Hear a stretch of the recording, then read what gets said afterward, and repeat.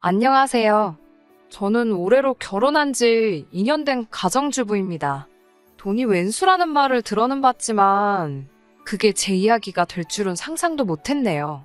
아무래도 돈 때문에 이 모든 사단이 시작되었으니 돈 이야기를 빼놓을 수가 없겠네요. 결혼 전 저는 마케팅 회사를 다니고 있었는데 월 수입은 300 정도였어요. 남편의 경우 출판사를 다니고 있었고 월 수입은 저와 비슷하거나 적거나 그랬습니다. 저희 둘이 만나게 된 건 서로 알고 지내던 오지랖이 넓었던 작가의 소개 덕분이었고요. 아무래도 둘 다 결혼 정년기에 만났기에 사귄 지 6개월 정도 되었을 무렵 이미 결혼 이야기가 나오기 시작했어요. 솔직히 저는 좀 더 시간을 갖고 만나면서 천천히 따져보고 싶었는데 남편은 이세를 생각해서라며 하루라도 빨리 결혼을 하고 싶어 했었어요. 남편의 적극적인 태도 덕분에 알게 된 지 1년도 되지 않아서 결혼식까지 올렸는데 지금 그게 너무 후회가 되네요. 결혼할 때 남편은 요즘은 다들 그렇게 한다며 반반 결혼식을 하자고 하더라고요. 솔직히 그때는 둘 다 벌이도 비슷하고 하니까 반반 결혼식이라는 게 솔깃하게 들렸습니다. 그래서 저도 좋다고 했고요. 딱 하나 반반 할 수 없었던 게 바로 집이었습니다. 시부모님의 재산 상황이 남편이 알고 있는 것과는 많이 달랐거든요. 이미 빚도 많이 있으셨고 체납된 세금도 있으셔서 남편에게 어떤 도움도 주실 수 없는 상황이었습니다. 반면에 저희 친정에서는 하나뿐인 딸 결혼할 때를 위해서라며 오랫동안 들어놓으신 적금도 있었고 이미 노후도 준비되신 상황이라 제가 부탁만 하면 더 큰 도움도 주실 수 있는 상황이었어요. 그 사실을 알고 있던 남편은 반반 결혼을 외치면서도 집만큼은 저희 친정 도움을 받았으면 하는 눈치였습니다. 사실 저도 주변 사람들 눈도 신경 쓰이고 해서 집만큼은 그래도 어느 정도 번듯한 곳으로 가고 싶더라고요. 그래서 집만 빼고 나머지는 다 반반으로 하게 되었습니다. 친정 부모님은 대출을 좀 받더라도 아파트를 매매하라고 하셨는데 남편이 은근히 공동명의를 바라는 눈치더라고요. 대출은 같이 갚아나갈 거 아니냐면서요. 하지만 저희 친정부모님이 이미 집값의 70% 가까이를 현금으로 내주시는데 고작 30% 대출금을 같이 갚는다는 이유로 공동명의를 해주는 건 말이 안 되지 않나요? 저는 남편에게 당장 공동명의는 안 된다고 했습니다. 그러자 남편은 저더러 후회하지 말라 했지만 그 말이 그런 뜻일 줄은 상상도 못했습니다. 친정부모님이 집을 해주셨기 때문에 공동명의를 안 해주려고 한 건 아닙니다. 남편의 적극적인 구애 덕에 짧은 연애 후에 결혼을 하게 되었기 때문에 대부분 친정부모님이 해주신 거나 마찬가지인 집을 시작부터 공동명의로 하고 싶지 않았을 뿐입니다. 그래도 30%가 대출이었기 때문에 얼마 안 되는 이자겠지만 그래도 같이 벌어서 같이 갚아나가는 금전적인 신뢰를 쌓고 대출 상환이 끝나는 시점에 공동명의로 돌려줄 계획이었어요. 그런데 남편은 신혼여행에서 돌아오자마자 폭탄 선언을 하더군요. 집을 공동명의로 해주기 전까지는 자기도 혼인신고를 안 올릴 거다. 그리고 집 명의는 공동이 아닌 당신 개인으로 되어 있으니 공동명의로 바꾸기 전까지는 당신 소유물이나 마찬가지니 대출금은 혼자서 갚았으면 좋겠다고 말이에요.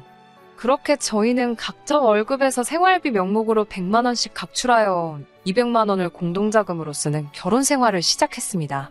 명목상으로는 반반 결혼을 했기 때문에 생활비도 정확히 반씩 나눠서 내고 남은 돈은 자기가 직접 알아서 관리하기로 했어요.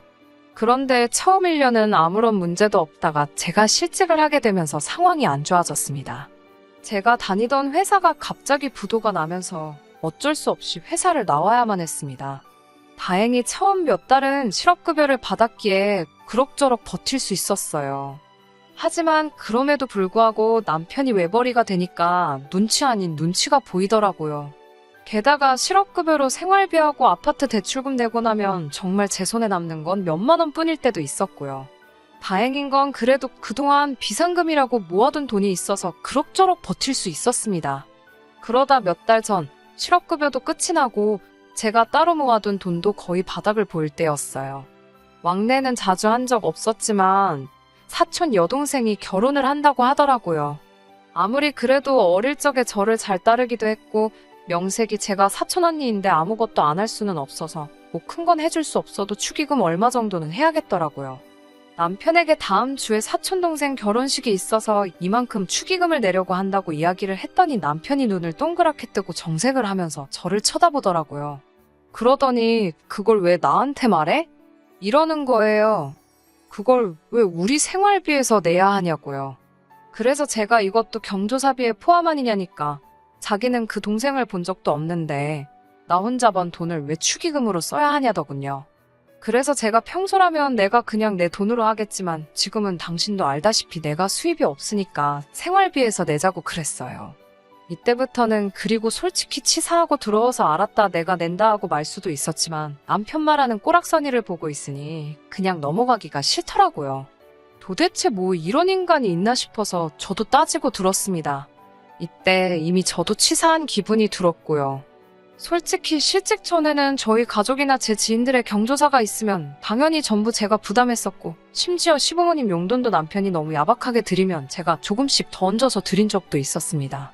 저는 당연히 부부니까 이런 걸 하나하나 언급하면서 생색내기도 싫었고 그럴 필요도 못 느꼈어요. 하지만 남편은 저와 다른 어떤 기준이 있었나 봐요. 결국 남편은 축의금을 주는 대신 저에게 차용증을 쓰라고 하더라고요. 나중에 직장이 생기면 그만큼 다시 생활비 통장에 채워넣겠다고 약속을 하라는 거예요. 그래서 실제로 차용증을 쓰고 모기로 생활비에서 돈을 빼서 축의금으로 냈습니다. 솔직히 남편이랑 저랑 결혼식에 가서 먹은 밥값이 그만큼은 나왔을 거예요. 결혼식이 끝날 때까지 아무 일 없다는 듯 뷔페를 몇 접시고 퍼다 먹는 남편을 보는데 꼴도 보기 싫고 오만정이 다 떨어지더라고요. 남편은 이죽대면서 너는 이제 돈이 얼마나 없길래 축의금도 차용증까지 써서 내냐고 이제 조금 있으면 집도 팔아야겠다 하면서 저를 비웃더라고요. 이제라도 공동명의 해주면 자기가 대출금 정도는 같이 내주겠다고 킬킬대면서요. 사실 실직 이후로 저도 자존감이 많이 낮아져 있는 상태였고 남편은 농담이라고는 했지만 번번이 저를 보면서 누구는 좋겠네. 일 안 하고 놀고 먹어도 나라에서 돈 나오고 남편이 돈 벌어오고 얼마나 행복할까? 라면서 빈정거린 적이 한두 번이 아니거든요. 그럴 때마다 진짜 짜증나고 스트레스도 많이 받아서 제가 왜 말을 그렇게 하냐고 따지면 농담인데 왜 그렇게 예민하게 받아들이냐고 역으로 받아쳐왔어요. 그러다 보니 내가 진짜 지금 예민해서 별거 아닌데 과민 반응하는 건가? 내가 문제인가? 그런 생각까지 들더라고요. 그런데 이번 경조사비를 따지는 과정에서 남편의 가치관과 사고방식이 원래 그 모양이라는 걸 알게 된 거죠. 거기에 아직도 진명이 문제로 저한테 앙심을 품고 있다는 사실과 아직도 호시탐탐 아무것도 하지 않고 진명이를 공동명의로 돌리고 싶어 한다는 걸 알게 되었습니다. 그날 이후로 저는 무조건 일단 직장부터 잡아야겠다는 생각이 들었습니다. 사실 실업급여도 있고 하니까 좀 시간을 갖고 마음에 드는 회사를 찾아서 신중하게 지원하고 싶은 생각이었어요. 그때만 해도 남편이 저를 믿고 지지해주는 줄 알았지. 속으로 저렇게 쪼잔하고 치사한 사람인데다가 아파트 명의를 노리고 있는 줄도 모르고 그저 저를 응원해주고 있을 거라 믿었거든요. 실직한 동안 사실 아이 계획도 갖고 해서 다른 의미로 안정적인 정착 같은 장기적인 목적을 갖고 생각하고 있었는데 남편의 실체를 알게 되면서 제 계획도 달라지게 되었네요. 하지만 이혼까지는 생각하지 않았습니다. 어떻게 참교육을 시켜줄까 그런 생각만 했었어요. 이혼도 사실 상관이 없었죠. 남편이 공동명의를 미끼로 혼인신고조차 올리지 않은 상황이었으니까요. 딸의 안정적인 정착을 위해 배출어주신 부모님의 호의가 이 남자에게는 제가 자기한테 미쳐서 집도 해오고 결혼 비용도 반반씩 하고 생활비까지 가져다주는 그런 사람인 거라 생각했다는 겁니다. 아무튼 그런 와중에 전 직장에서 저를 예뻐라 하던 선배의 소개로 다른 마케팅 회사의 경력직으로 입사를 하게 되었습니다. 도중에 이야기가 잘 돼서 월급이 상당히 많이 올랐어요. 남편은 제가 다시 돈을 벌기 시작해서인지 예전처럼 자상하고 아무 일도 없었다는 듯 저를 대했습니다. 남들이 보기에는 참 잘 지내는 것처럼 보였을 거예요. 저도 속으로 안심을 하면서도 한편으로는 또 만약에 저한테 무슨 일이 일어난다면 저 사람은 똑같이 내 걱정이나 내 체면보다 내가 가지고 있는 아파트 명의부터 신경 쓰겠지? 하는 생각이 들기 시작하니 조금씩 남편이 불편하게 느껴지더라고요. 그러다 얼마 전 제가 다시 출근하기 시작하고 한두 달 정도 됐을 무렵이었어요. 새로운 직장과 사람들에게 적응하느라 스트레스가 상당했지만 그래도 다시 고정적으로 돈 들어오는 곳이 생기니까 자존감도 살아나는 것 같고 몇 달이었지만 참아야 했던 것들도 다시 할 수 있게 된 현실에 감사하며 지내고 있었습니다. 그러던 와중 신우에게 연락이 왔습니다. 참고로 신우와 저는 그렇게 가깝지는 않습니다. 남편보다 4살 많은 신우는 남편이 자기보다 먼저 장가가는 거에 불만이 굉장히 컸다고 들었어요. 하지만 시댁에서는 이미 딸도 노처녀인데 아들까지 노총각은 만들 수 없다며 순서가 무슨 상관이냐고 준비된 사람부터 가라고 했다고 들었습니다. 아무튼 그렇게 신우와 저는 좀 껄끄러운 사이인데 신우가 웬일로 저에게 연락을 해온 거예요. 그래서 제가 무슨 일이냐 하니까 자기가 결혼할 사람이 생겼다고 하더라고요. 비록 친하진 않아도 어쨌든 신우가 시집을 간다고 하는데 저도 기뻤고 축하한다고 했어요. 그런데 신우가 하는 말이 그래서 말인데 돈 좀 빌려줄 수 있냐고 하더라고요. 그래서 제가 놀라서 무슨 돈이요? 하고 물으니 결혼하기로 한 남자 쪽에서 5천만 원을 요구하더라는 거예요. 그래서 제가 아니 결혼하는데 왜 돈을 요구를 하냐고 물으니까 남자 쪽이 조건이 좀 좋아서 그렇다네요. 그래서 그럼 시부모님한테 물어보시지 왜 저한테 그러시냐 하니까 저더러 시댁 사정 알면서 왜 그러냐고 그러더라고요. 그래서 아무리 그래도 저한테 왜 말씀하시는 건지 모르겠다고 하니까 자기 남동생 그러니까 제 남편이 한번 물어보라고 그랬다는 거예요. 그래서 신우에게 일단은 죄송하지만 저는 그럴 여유 자금이 없다고 말해줬어요. 그날 저녁은 남편이 야근을 하느라 이야기를 못하고 다음 날이 되어서야 이야기를 하게 되었어요. 저는 도대체 신우가 무슨 소리를 하는 건지 모르겠다고 정말 당신이 나한테 돈 빌려달라고 하랬냐고 물었습니다. 그러자 남편이 한다는 소리가 제가 직장 안 다니는 동안에도 생활비 안 밀리고 잘 내놓길래 어디 믿는 구석이라도 있는 줄 알았지 그러더군요. 남편의 그 말에 저도 모르게 한숨이 나오면서 그때 축의금 가지고 나한테 차용증까지 쓰라고 한 거 기억 안 나냐고 물었더니 남편은 아 맞다 그랬지 그러면서 그건 채워 넣었나 이러는 거예요. 제가 진작에 채워 넣었다고 말 돌리지 말라고 하면서 어쨌든 나 돈 없다고 딱 잘랐습니다. 그러자 남편도 갑자기 뭐가 기분이 나빠졌는지 근데 축의금 이야기를 지금 왜 꺼내냐면서 저더러 그때랑 지금이랑 경우가 같냐고 오히려 적반하장으로 나오더라고요. 그래서 제가 뭔 소리 하는 거냐고 뭐가 다르냐고 둘 다 돈이 문제인데 이러니까 사촌은 남이나 마찬가지지만 신우는 한 가족이라고 말도 안 되는 문언니를 또 펼치더라고요.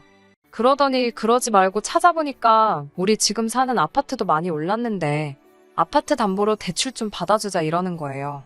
제가 실업급여로 꾸역꾸역 대출금 갚는 걸 보면서도 이 집은 제 명이니까 자기는 공동명의 해주기 전까지는 곧 죽어도 못 내준다던 남편입니다. 그런 인간이 제 아파트로 자기 누나 결혼자금을 만들어주자는데 화가 나다 못해 실소가 새어나오더라고요. 그러면서 저는 이혼만이 답이라는 확신을 얻게 되었습니다. 남편은 저를 사랑해서 결혼한 게 아니라 남들 눈이 있으니 결혼은 해야겠는데 기왕 할 결혼이면 안정적으로 돈을 낼 수 있는 여자랑 해야겠다 싶어서 저랑 결혼했다는 사실을요. 하지만 남자 잘못 만나서 인생 망한 여자는 있어도 혼자 살아서 망한 여자는 없다는 누군가의 말처럼 제가 남편 말대로 안정적으로 돈도 낼 수 있고 집값까지 올랐는데 뭐하러 굳이 남편이랑 사나 싶더라고요. 저 혼자 잘 벌어서 잘 먹고 잘 살면 되잖아요. 아무 말도 안 하고 제가 실실 웃고 있으니까 남편이 뭔가 이상했는지 제 눈치를 살살 보더라고요. 저는 남편을 쳐다보고는 이혼하자 그냥 그랬어요. 남편은 자기가 잘못 들었나 싶었는지 뭐라고? 이모한테 물어보자고? 이러는 거예요. 그래서 제가 이혼하자고 자기 짐 챙겨서 나가라고 이 집에서 그랬습니다. 그러자 남편은 오히려 어이가 없다는 듯 참나 무슨 신우 결혼자금 빌려주잔다고 이혼을 하자고 하냐면서 저더러 이까짓 아파트 있다고 이상하게 생색을 낸다 하더라고요. 그래서 나 생색 내는 거야. 너는 이까짓 아파트도 없잖아. 이까짓 아파트에 네 돈 10원도 안 들어갔잖아. 이 10원짜리만도 못한 인간아. 라고 소리를 쳤어요. 그러자 남편이 말이 너무 심한 거 아니냐면서 알았다고 그만하라고 하더라고요. 그래서 나 지금 농담하는 거 아니라고 그냥 당장 짐 싸서 나가달라고 했어요. 남편은 이혼이 무슨 애들 장난이냐고 짜증을 내면서도 점점 뭔가 상황이 심각하게 돌아가고 있는 걸 눈치챈 모양이었어요. 슬슬 제 눈치를 보더라고요. 저는 남편에게 이제 알겠냐고 너가 공동명의 안 해주면 부부가 아니라고 한 덕분에 우리 아직 혼인신고도 안 올려놓은 거 몰랐냐고 말하니 남편 얼굴이 사색이 되더라고요. 결혼 기간이 짧다고 한들 이혼하게 되면 재산분할 청구 소송이라도 할 수 있었을 텐데 이런 상황이라면 집안에 있는 객검 하나도 가져나오지 못할 걸 뻔히 알고 있으니까요. 남편은 결국 저에게 미안하다고 사과를 하더라고요. 미안하다고 끝날 일이었으면 저도 이렇게 화를 내지 않았을 테죠? 일단 신우한테는 당장 전화해서 돈 해주는 건 어려울 것 같다고 제가 보는 앞에서 말하라고 했어요. 전 그렇게 가족을 도와주고 싶다면 말리지는 않을 테니 담보대출 같은 말도 안 되는 소리 말고 알아서 직접 대출을 받으라고 했습니다. 사촌이든 가족이든 먼저 네 가족 내 가족 따지고 아내한테 차용증까지 쓰게 만든 사람이 대체 무슨 생각을 했길래 내가 순순하게 결혼하는 신우네 집을 사는데 도와줄 거라는 생각했느냐 따졌어요. 남편은 결국 어디 돈 나올 구석도 없으니 순순히 신우한테 전화해서 돈 이야기는 못 해준다고 제대로 전하더군요. 저는 그 모습을 보고 이제 충분히 반성을 했을 거라 생각했는데 그게 아니더군요. 남편은 전화를 끊자마자 툴툴대면서 이제 됐냐?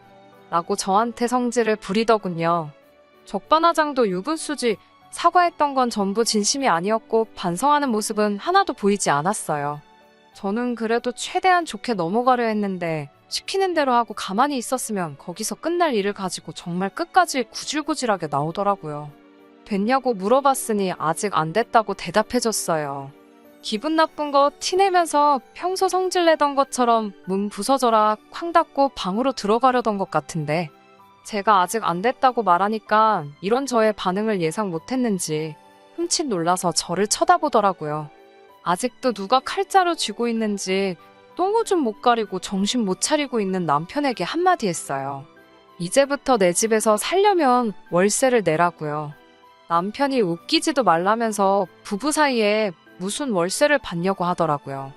너 때문에 우리 혼인신고 안 한 거 모르냐.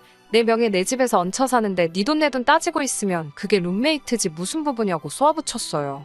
너가 내 남편이라는 확신이 들 때 그때가 되면 월세도 받지 않고 혼인신고는 물론 공동명의까지 해주겠다는 조건을 걸었죠. 하지만 그때까지는 우리는 그냥 동거인에 불과한 남남이라고 우리가 부부라는 확신을 가질 수 있게 처신 잘하라고 했어요. 남편은 자기가 그 상황에서 할 수 있는 게 없으니 또 비굴하게 나오더라고요. 내버리 뻔히 알면서 월세는 무슨 월세냐 하면서 불쌍한 척을 하다가 안 되니 내가 너 아니면 누구랑 결혼했겠냐. 우리가 비록 월급은 따로 관리했을지언정 서로 이 집에서 지낸 시간이 가짜였다고 생각하는 거냐 하면서 정에 호소하기 시작하더라고요. 마음 약해지면 안 될 것 같아서 단호하게 잘랐어요. 당장 이번 달부터 월세 내라고요. 월세를 받는다고 해도 사실 제가 그 돈을 개인적인 일에 쓸 생각도 없었어요. 그냥 따로 저금해놨다가 남편 돌려주던지 아니면 아직 남아있는 대출금 갚는데 쓰고 대출 갚는 게 끝나면 원래 계획했던 대로 이 집에 남편 명의도 올려줄 계획이었어요. 그런데 남편은 뭐가 그렇게도 불공평하다는 생각을 했는지 일주일도 안 돼서 아주 기고만장해서 저를 부르더군요. 그동안 자기가 법을 좀 공부했다고 하더군요. 변호사 같은 법조인을 만나고 온 건 아닌 것 같고 제가 볼 땐 그냥 핸드폰으로 인터넷 좀 뒤적이다가 온 것 같았습니다. 비록 혼인신고를 안 했어도 결혼식을 올렸고 일정 기간을 부부처럼 살았으면 그건 또 부부로 인정된다고 하더라고요. 기고만장해서 하는 말이 오히려 지가 저한테 이혼 소송을 걸겠다고 하더군요. 남편 말에 따르면 우리 사이가 사실혼이 성립되는 거나 마찬가지고 그 관계가 해소되는 경우에는 재산분할이 인정된다고요. 사실 그런 부분까진 생각 안 해봤어서 아차 싶었어요. 그것도 그렇지만 끝까지 저는 남편 고쳐 써먹어보려고 나름 노력한 건데 남편은 오히려 제 명의로 된 이 집을 자기가 분할받을 수 있다는 생각에 아예 이혼을 결심한 것 같더라고요. 참 사람 고쳐 쓰지 못한다는 말이 틀린 말이 하나 없더라고요. 기고만장해서 저런 식으로 나오는 남편을 달래가며 제 재산 지키는 것보다 차라리 이대로 이혼해버리는 게 좋겠다는 생각이 들었습니다. 그러자고 차라리 이혼하자고 대판 싸우고 다음날 저는 실력 좋다는 이혼 전문 변호사를 방문했어요. 남편이 조금이라도 생각을 할 줄 아는 사람이었으면 인터넷만 맹신할 게 아니라 저처럼 직접 행동을 했었을 텐데요. 맞벌이 부부이기는 하지만 혼인신고도 안 올렸고 각자 버는 돈 따로 관리를 했던 게 오히려 남편한테는 독이 되었네요. 대출금을 전부 제가 번 돈으로 갚았어야 했고, 그로 인해 남편이 우리 집에서 공동재산 증식에 관한 기여도가 0에 수렴했기 때문에 재산 분할을 받지 못할 거라는 설명을 들었습니다. 거기에 더불어 민법상 부부는 서로에 대해 부양과 협조의 의무가 있는데, 제가 직장을 잃고도 남편은 저에게 생활비는커녕 자기 돈을 쓰려면 차용증까지 쓰게 했던 점으로 미뤄 재판상 이혼 사유에 해당해서 제가 위자료까지 청구할 수 있더라고요. 그 사실을 남편에게 말해주니 그제서야 이혼하자는 건 사실 장난이었다는 식으로 얼렁뚱땅 사과하며 넘어가려고 하더라고요. 자기가 저랑 이혼을 왜 하겠냐며. 저는 마음 바꾸지 않았어요. 남편이 보는 앞에서 집안에 있는 남편 옷 가지며 짐이며 다 빼와 거실 바닥에 던져놓고 지금 그냥 말로 할 때 나가버릴래? 아니면 원하는 대로 이혼 소송 걸어서 나한테 위자료까지 뱉을래?